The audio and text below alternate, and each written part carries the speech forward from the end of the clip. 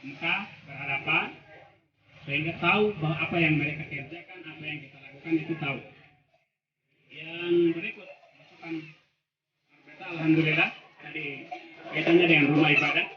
Memang itu adalah salah satu yang paling sulit dihadapi di Barat, terutama itu adalah rumah ibadah. Sudah mulai bocor di atas, sudah mulai rusak juga. Kalau memperbaiki mau bagaimana lagi? Atau mau mengeluh di mana? Alhamdulillah Bapak Ibu dan ada. Yang kedua tadi kaitannya dengan air. Memang kita masalah yang sangat sulit Pak ini air. Sudah berapa kali juga bahkan sudah lama juga dibangun dia punya bak, dia punya apa, tetapi selalu kita masih beli air mau bagaimana lagi? Makanya pembangunan yang tadi Pak Yusuf itu alhamdulillah sudah mulai dilaksanakan. Mudah-mudahan mari kita berdoa.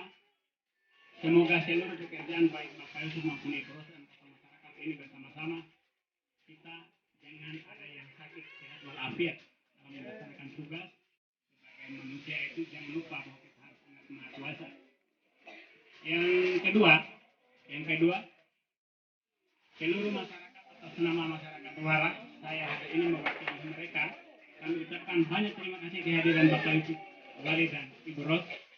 Ini suatu gambaran bahwa alhamdulillah dengan terpilihnya mereka, maka mereka tidak lupa.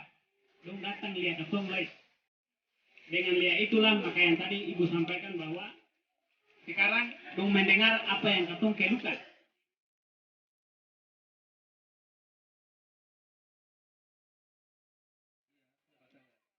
Ya, berikutnya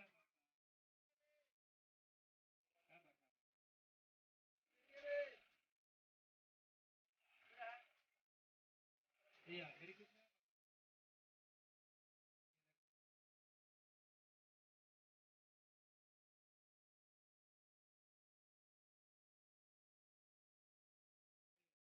iya.